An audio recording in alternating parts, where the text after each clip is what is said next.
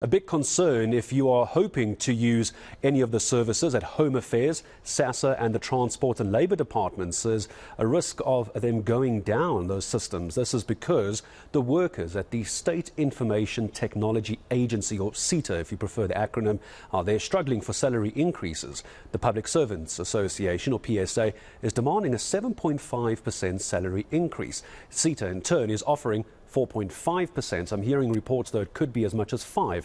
I can tell you, though, the Communications Minister, Mondli Gungubele, is urging the parties to resolve the issue urgently. So what does urgently mean to the minds of PSA? Let's find out. Claude Naiker joining us this morning. Claude, good to have you back with us on ENCA. And I'm seeing reports, I'd like to start here. I'm seeing reports that come the 25th of October, Sita is going to unilaterally implement its final 5% offer to all employees. Is that true? How did they get to that point? Good morning to you, Garrett. Yes, quite rightly. And during negotiation process, this normally infuriates employees whilst we're busy negotiating, although there is a deadlock at this stage, but we continued negotiation and then one party decides they're going to unilaterally implement the offer. And this has obviously infuriated our employees and our members, and we've decided to stick to our guns and continue with our protest action, our march, our total shutdown as well, throughout all provinces as far as where Sita offices are concerned itself.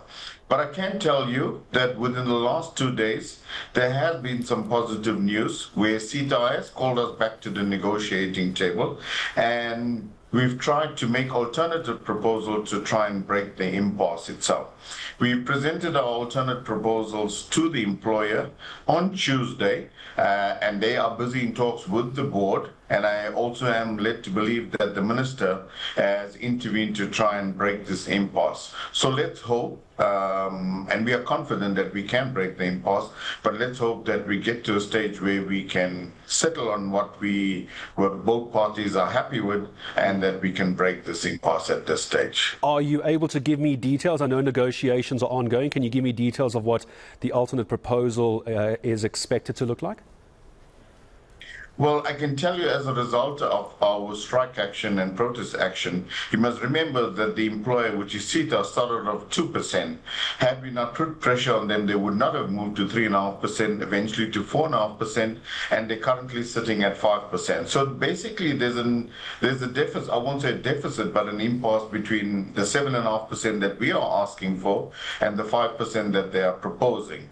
Well, we're looking at in the region of 2.5%. We're looking at maybe to try and look at maybe a cash incentive to make up the deficit, or alternatively the 2.5% to be broken up in stages and not be given to employees in one go. So there's a number of ways that we can work with to try and make up the 2.5% deficit, or alternatively get to close to 7.5%.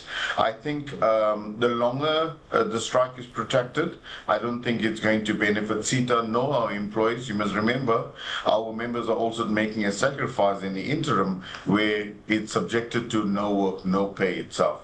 So they are going to call us back to the negotiating table today, and let's hope that they will get to close for what we made. We made 3 alternatives in the interim, all proposals trying to make up the 2.5% deficit. We are confident that the employer will come to the party and say, listen, this is what we can do in order to break this deadlock. From those who require the services of Home Affairs, of Sassa, of the Transport Department, of the Labour Department, once this impasse has ended, hopefully sooner rather than later, how quickly will your members and the workers be back at the office, and how quickly will all those systems come back online? I'm worried about those who rely on Sassa grants. They need their passports, they need their ID books. Once you get to the end of this, how quickly does everything carry on as normal? Well, Garrett, we're looking at about 3,000 employees spread across the country, and bulk of our membership is in the Gauteng base because that's where the head office of Sita is, and where a major portion of the service is delivered to these departments that you mentioned. Should we reach an agreement by, say, today or tomorrow, or whatever the employer is offering, we need a little bit of time to just take it back to our members to see if they agree on that. And I'm sure they will if there's something close to 7.5%. And I'm sure by Monday, normal service will be able to resume, taking into account if we reach an agreement by either today or tomorrow. We were supposed to meet yesterday afternoon, but the employee indicated they needed more time to consult with the principals and obviously consult with the minister.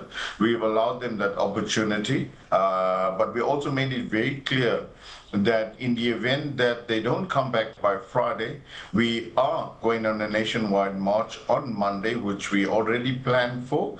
We've set in place, the logistics are in place. And as I said, if nothing happens by Friday, we definitely will be embarking on that march on Monday.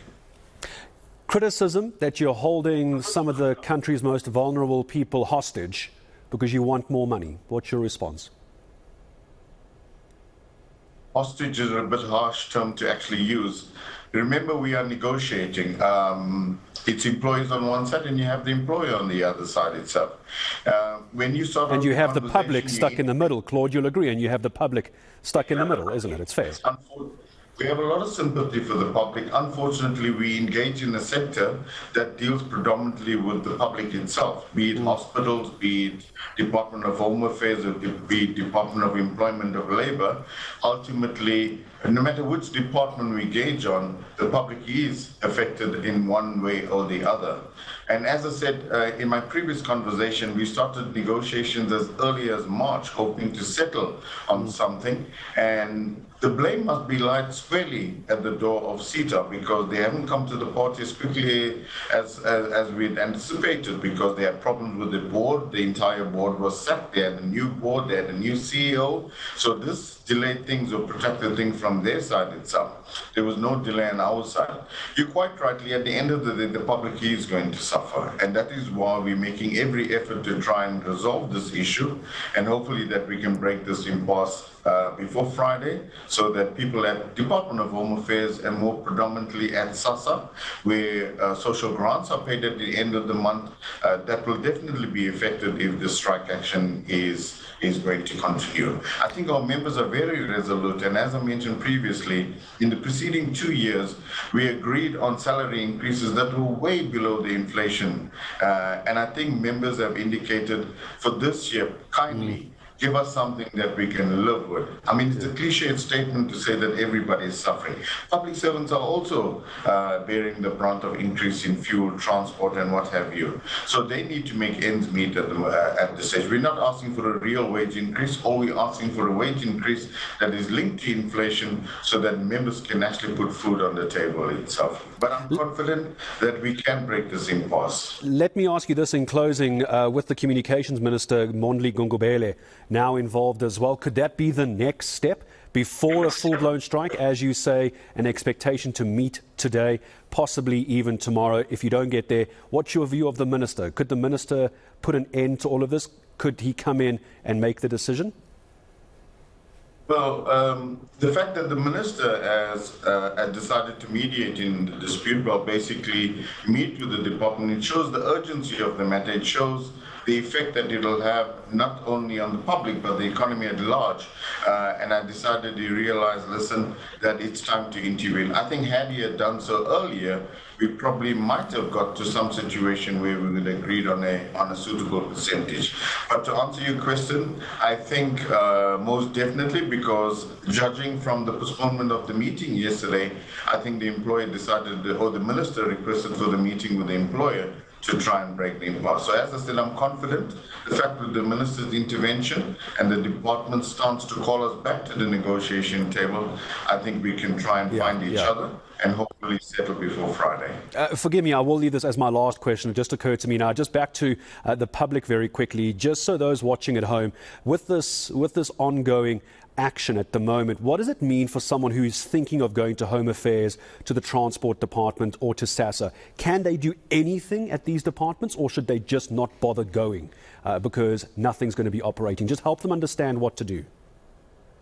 I can assure you that Sita is the service provider for the Department of Home Affairs. In other words, they maintain the infrastructure as far as IT and communication is concerned. I would definitely advise that you should make do with not going to these departments for the next 2 days, and hopefully that we agree on Friday, and then the normal service will resume on Monday.